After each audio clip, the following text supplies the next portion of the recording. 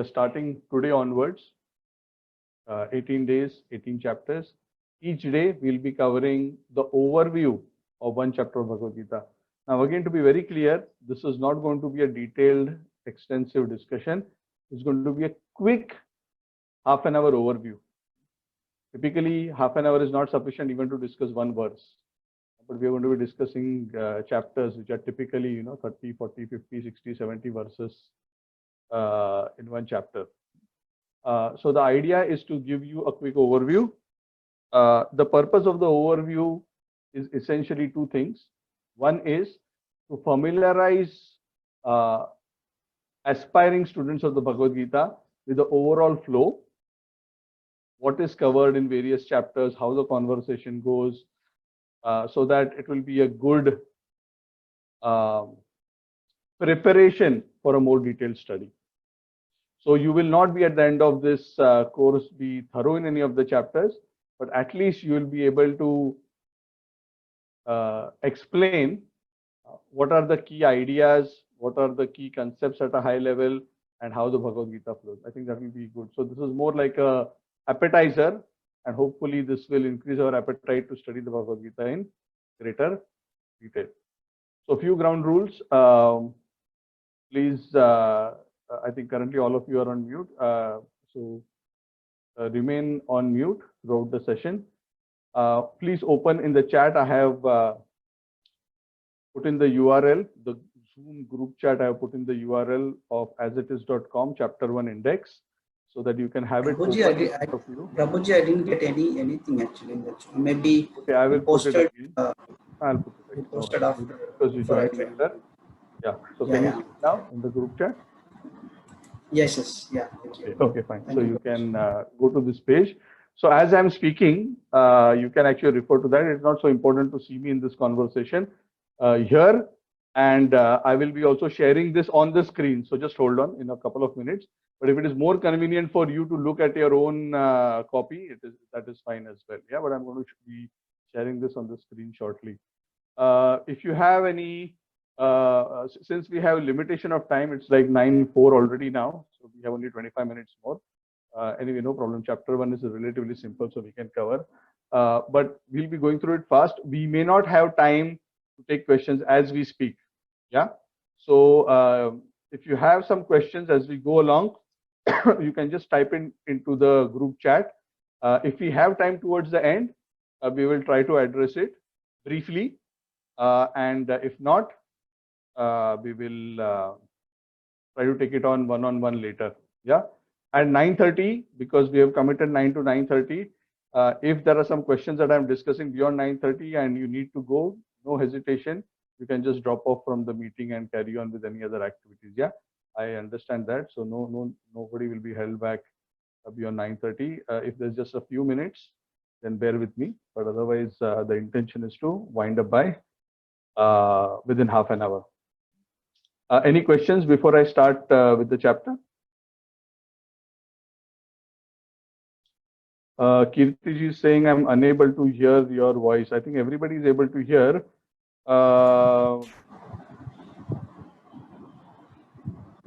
Yes, I think everybody. There's some. It depends on what device you are on. Not sure, but there is not a problem with the system. Yes, probably there must be your audio jack or your speakers. And other than that, I think everybody, or you can leave the leave the meeting and rejoin. Yeah, join again. Okay, so we're going to start straight away.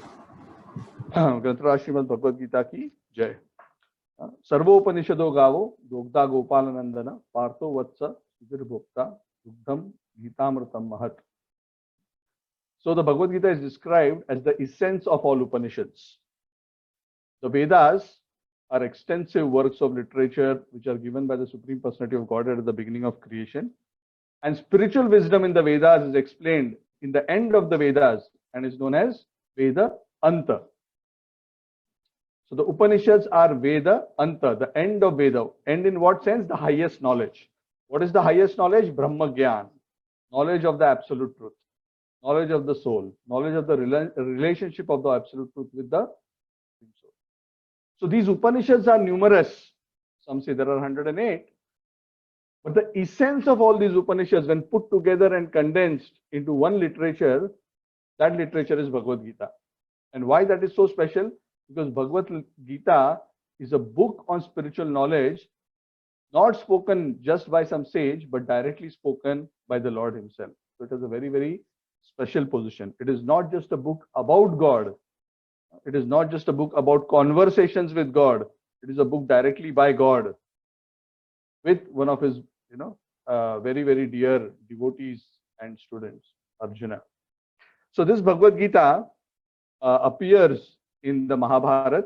It appears in the in the Bhishma Parva, chapters 23 to 40, 18 chapters.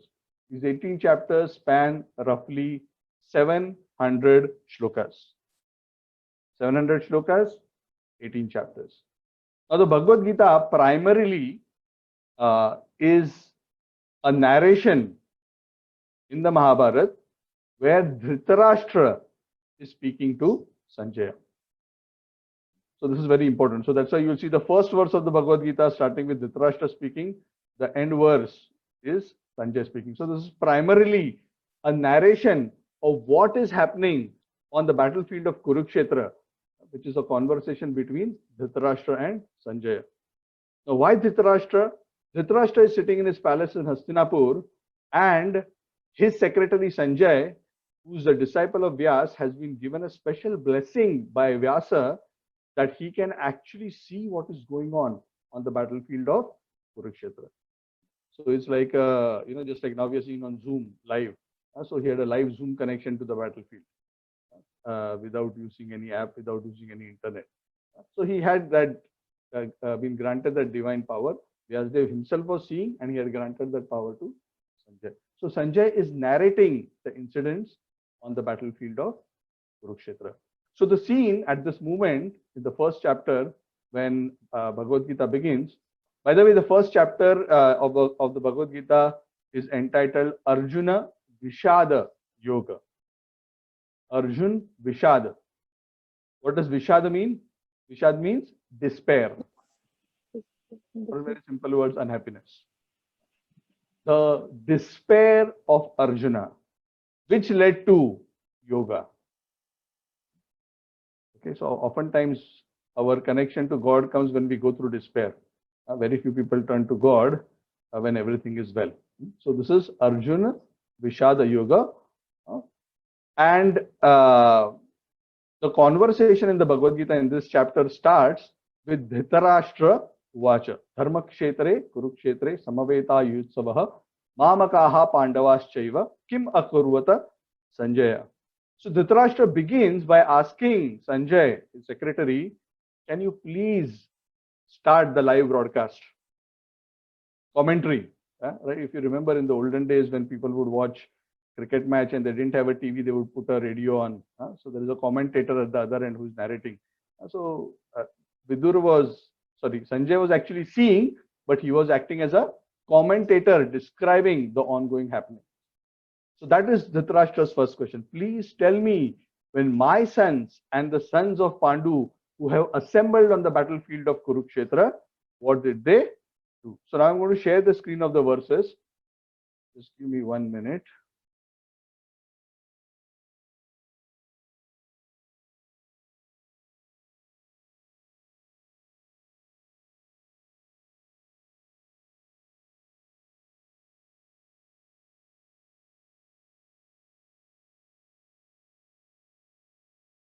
Okay. Are you all able to see my?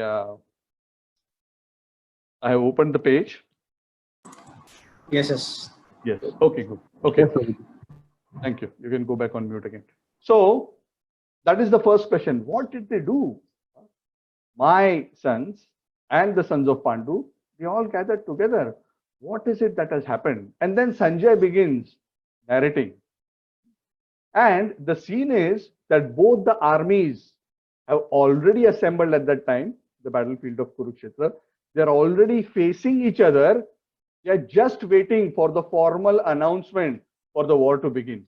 All other arrangements have been made. They are already arranged in military formations.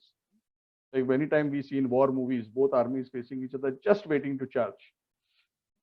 So just at that time, just when the war was about to begin, Sanjay is narrating how Duryodhan went over to his teacher Dronacharya and started to speak to him. And what did Duryodhan say? Duryodhan actually, even though he had a bigger army than the Pandavas, deep somehow in his heart, he was hesitant of his victory. Why was he hesitant? He was hesitant because he knew that the topmost generals in his army, Bhishma and Drona, even though they were fighting on his side, had a soft corner for the Pandavas. So he wanted to go and speak to Drona because he favored Arjuna more than Duryodhan. He wanted to make sure he manages him well and ensures that he fights with a full commitment for the victory of Duryodhan. So he goes over to Dronacharya and starts describing the powerful soldiers on both sides of the battle. He starts saying that just see how Drishtadyumna, the son of Drupada, has so expertly arranged the Vyuha Rachana, the military formation of the Pandava armies. And so many great warriors are there on the other side. There is Bhima, there is Arjuna, there is Yudhana, there is Virata, there is Drupada. All of these are very, very powerful. And he gives many, many other names as well. And then he says, Dronacharya ji, my dear teacher, I want to also tell you that on our side also we have extraordinary warriors. Who are they? They are so amazing. They are people like you, Dronacharya ji. There is Bhishma, there is Karna, there is Kripa, there is Ashwathama, there is Somadatta, the son of Somadatta called Bhurishrava. Vikarna, all of these are such warriors who have practically never seen defeat in battle. And all these people, they are all willing to lay their life down for me. So we are indeed very powerful. So it seems that Pandavas have good warriors, but the warriors on our side are even greater. Our numerical strength is even also greater. The army of the Kauravas was actually 11 Akshauhinis, while the army of the Pandavas was 7 Akshauhinis. So practically 1.5 times was the size of the army. And also warriors like Bhishma, Drona, Karna were extraordinarily powerful. They were such warriors that even Arjun would struggle to win against. So that's why he says to Dronacharya, our strength, aparyaptam, our strength is immeasurable. And we are protected by Bhishma, who was the commander-in-chief of the Kaurava army. Whereas the strength of the Pandavas, which is protected by Bhima, because Bhima was the commander-in-chief at that time, is limited. So he was trying to boast and say that, oh, we are very powerful, we are better. But actually, deep inside, Duryodhan was feeling scared. So sometimes when we feel scared, right, we try to speak big, big things just to cover our own fear. But Bhishma could actually see all this. He was observing all this and he could see how Duryodhan is trying to hide his fear. The last thing Duryodhan tells Dronacharya is, all of you must support Bhishma from all your respective positions in the battlefield, and in that way we must ensure our victory.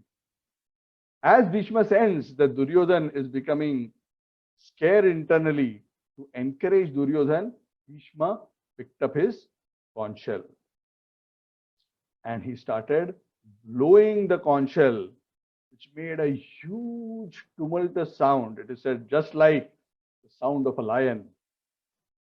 And when Duryodhan heard that sound, he was excited. So this was the tradition in battlefield just before the battle begins. And this is not only in India, across the world. There is typically a tradition when two armies face each other, when they're just about to begin, they blow instruments, they blow trumpets, they blow bugles, they make a lot of sound to excite themselves and declare the beginning of the battlefield. So that is what Bhishma was doing. And as soon as Bhishma blew his conch shell, immediately various conch shells, bugles, trumpets, drums, horns, all of them suddenly started sounding, and it made a huge tumultuous sound. on the battlefield of Kurukshetra.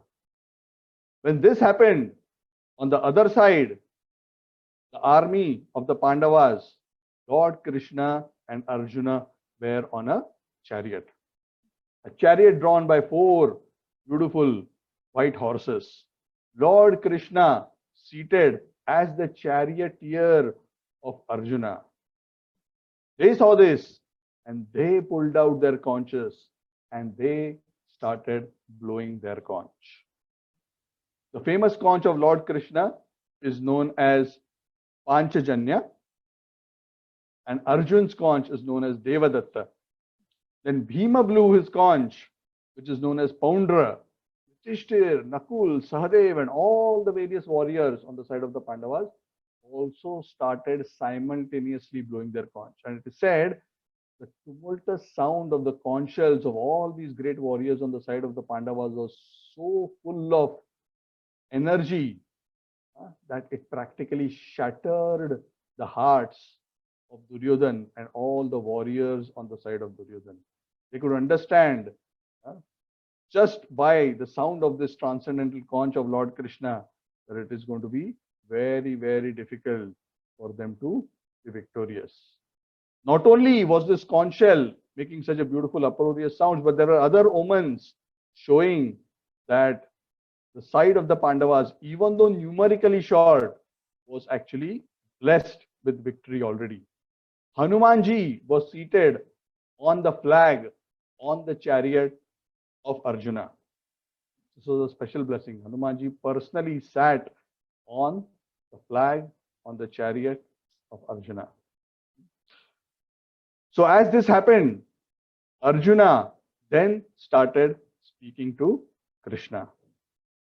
He requested Krishna, O Rishikesh, O Krishna, O Achyuta, please take my chariot in between the 2 armies. Right now we are on the side of the Pandava army. Please take it in between the 2 armies, because just before the war is going to begin, which is just in a few minutes from now, I want to see who all are the warriors who have assembled here to fight. I want to see especially who are the warriors on the side of the Duryodhan, this evil-minded Duryodhan, who has come to support him. Let me have a look. So having said that, Lord Krishna, he drew the chariot in between the 2 armies, stationed it at a point right in the middle, and then he pointed out to the army and said, O Arjun, behold, these are all the Kurus who have assembled here to fight with you. When Arjuna saw the armies on both sides, he noticed, oh Lord, in this army, I am seeing so many of my close and near and dear relatives. There are fathers, grandfathers, teachers, uncles, brothers, sons, grandsons, friends, father-in-laws, well-wishers. It was like a family gathering practically, because practically all the relatives and friends had gathered there, some on this side, some on the other. When he saw all these grades of friends and relatives, Arjuna suddenly started feeling very compassionate. Arjuna was a great devotee. Even though he was extraordinarily brave, he was also very soft-hearted. He could already foresee, my God, what kind of bloodshed is going to happen.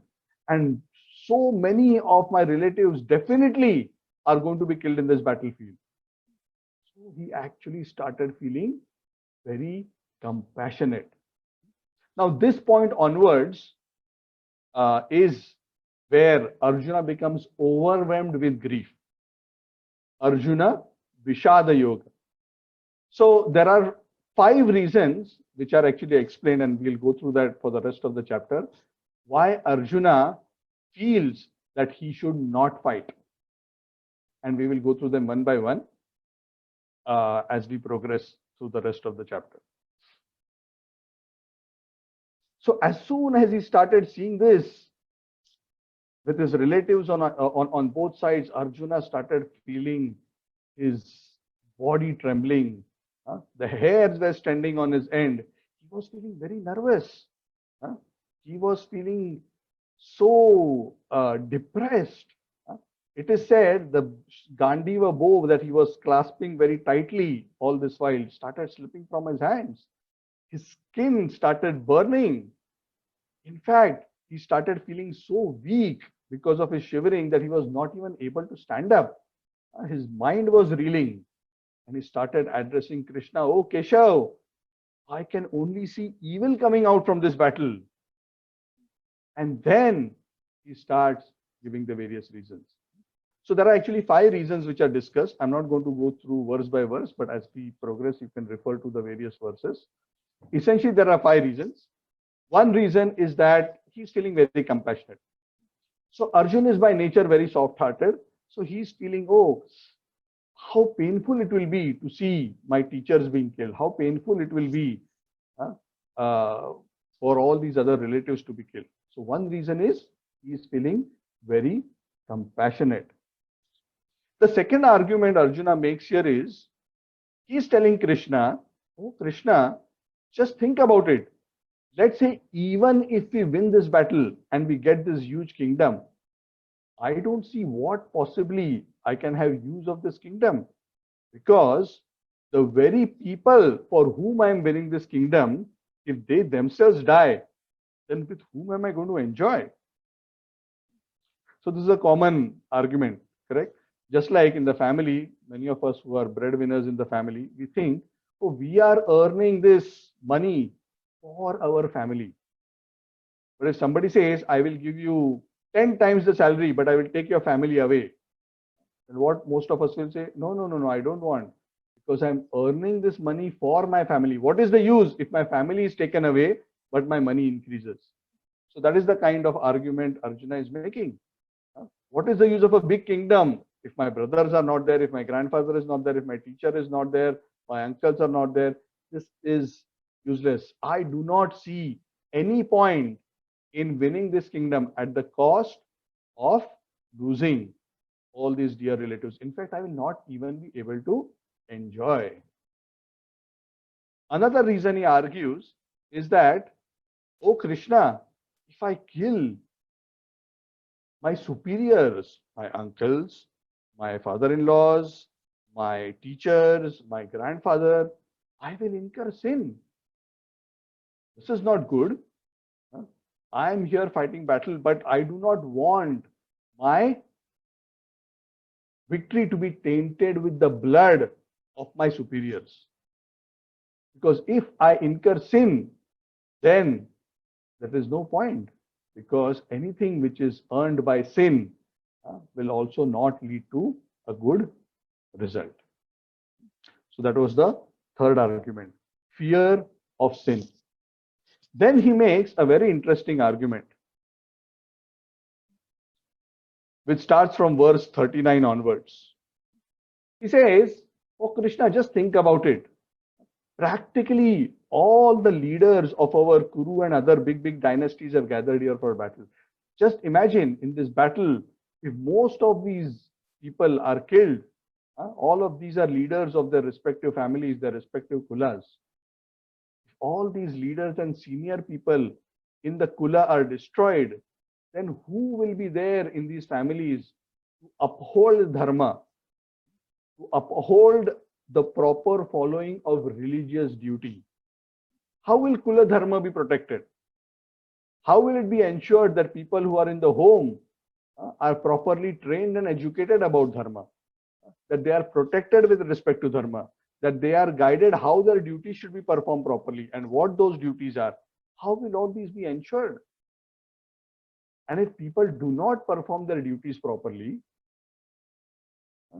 then they will become fallen.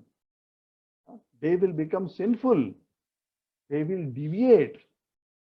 And just imagine if people start deviating, and even worse, if the ladies of the family start practicing adharma, then that results in the production of unwanted population.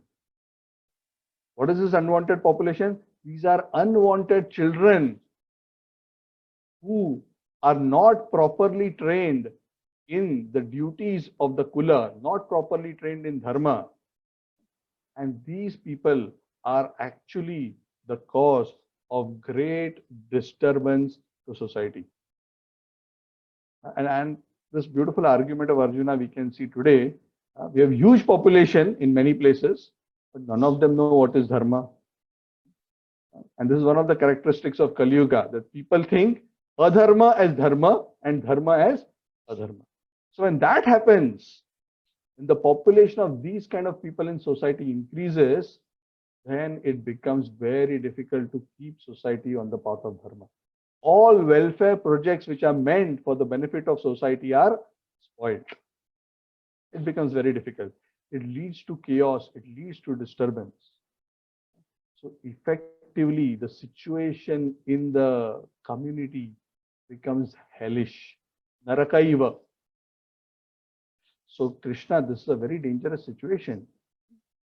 That if the elders are killed and the family tradition is destroyed, then all these increase in unwanted sinful population will destroy the peace and welfare in society. Hence, we should avoid this battle. I think, O Krishna, let us not indulge in this fight. I think it is better for me that I am killed by Duryodhan without even protesting and fighting, rather than indulge in this kind of a battle and create a situation which is worse. In the last verse of the chapter, Sanjay, because Sanjay is narrating this whole happening to Dhritarashtra, says that Arjuna, having thus spoken on the battlefield, he cast aside his bows and arrows and sat down on the chariot, his mind overwhelmed with grief. So that brings us to the end of the first chapter. So very quick summary before we wrap up. I'm going to stop sharing here. Yeah, okay. So very quick recap again. The first chapter begins with the armies facing each other. Duryodhan speaking to Dronacharya and glorifying the warriors on both sides. Then Bhishma, sensing that Duryodhan has a hidden fear, he blows the conch. In response to the conch shell of Bhishma, the Pandavas and all the warriors on the Pandava side start blowing their conch shell, and that blowing of conch shell shatters the heart of the Kauravas. Then Arjun requests Krishna, please take my chariot in between the two armies, which Krishna obliges. And Krishna shows him all the warriors on both sides. Arjuna notices that, oh, on both sides are all my near and dear relatives, including many superiors. He becomes overwhelmed with compassion. He suddenly loses the desire to fight and he starts arguing on various grounds. He says, I cannot enjoy if all these relatives are killed.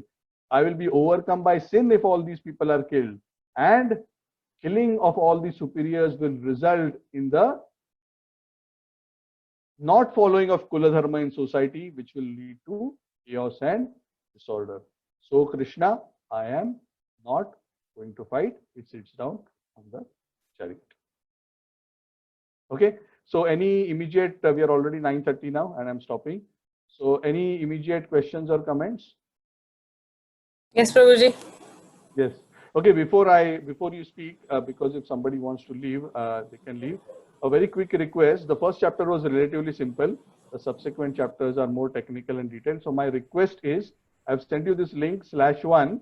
So the link for the next chapter is /2 and /3 /4, so on. Yeah.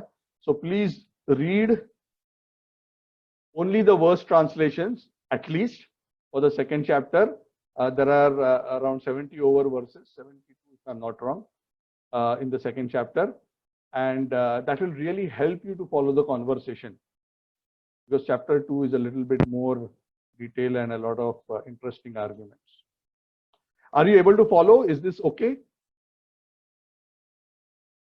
Yes, Prabhuji.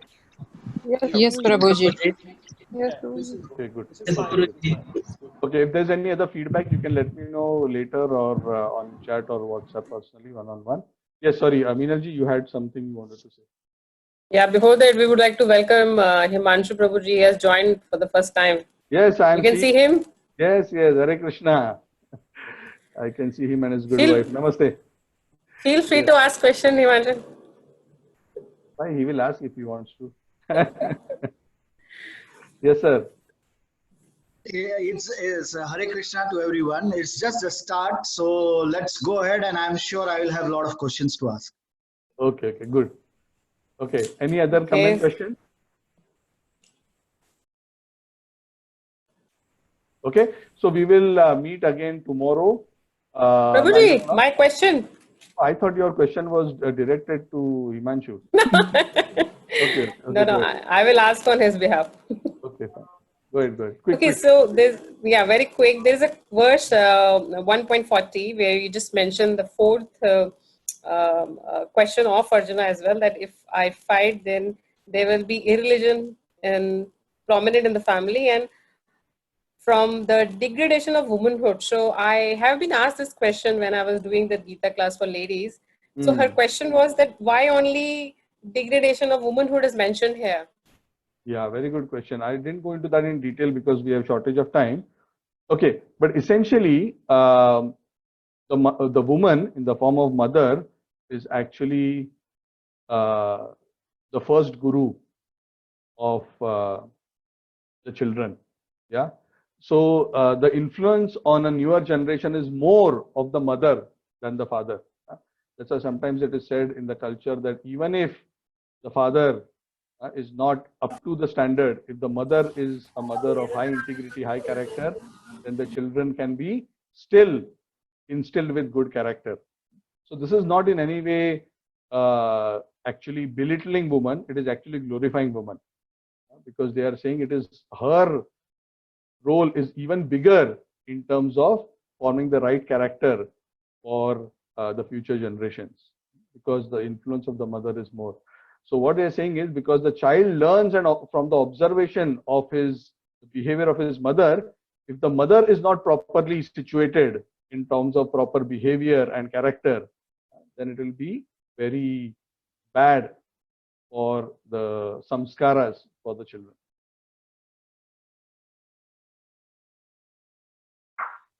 Okay, Prabhuji. Okay. Clear? Not clear? Yeah. Okay. So Yeah. So it's not that fathers are given a license to do whatever they want. No. The question, the point here is the mother's role is even more important. So you can see this indirectly as a glorification of the ladies, and that is why protecting the dharmic traditions of the women are even more important. Prabhuji, one question, Prabhuji. Yes. Actually, at the end of the war, all the warriors from Kaurava, Kurus and Pandavas all got killed. What happened to those ladies? Actually, the Arjuna. Sorry, I can't hear you. What happened to all the Ladies. What do you think will happen? Now, how Krishna helped the situation, how made the situation, because Arjuna was raising the concern, how Krishna addressed the point after the war. Krishna actually never wanted the war because he knows it creates so much suffering and mess. So obviously there was a lot of suffering. Obviously many families lost their fathers. So it's not that it was goody. Yes, there was a heavy price of the war that was to be paid, and it was paid. So it was not a pleasant situation. Obviously not. So we cannot say like that. And that is why Krishna tried all out to avoid the battle. But Duryodhana wouldn't listen. And it was important to also do that transition because the Lord wanted that proper religious king be established. Because what is very important is, while the role of the mother is there in terms of the following of dharma, the role of the king is also very, very key in terms of how the country and the subjects behave. People emulate the parents, people emulate the leadership Today we may not have king, we may have prime minister, but people will look at the prime minister, see what is his level of sacrifice, what is his level of dedication, what is his level of commitment. Is he a thief? Is he not a thief? Is he honest? So Krishna knows that it's so important to have the right level of leadership. That is why he was very keen that Yudhishthira becomes the king. But still, Krishna tried in all ways to avoid the situation as far as possible. But yes, the cost was paid. But the good thing, at least like what I mentioned, was Yudhishthira was installed as the king. I do not know in Mahabharata what else is mentioned, so I may not be able to answer your question in detail, but I'm sure Yudhishthira must have done certain welfare activities to protect and take care of all these, so to say, orphaned, families, at least where the father has gone. I do not know the details, but probably you can dig up in Mahabharata and do that. But at least a very great, powerful, dharmic king who was concerned about the welfare of the citizens was installed. Thank you, Prabhuji. Okay, so war must be avoided unless really essential. Okay, anything else? Okay. Okay, thank you all very much. I'll see you tomorrow at 9 o'clock.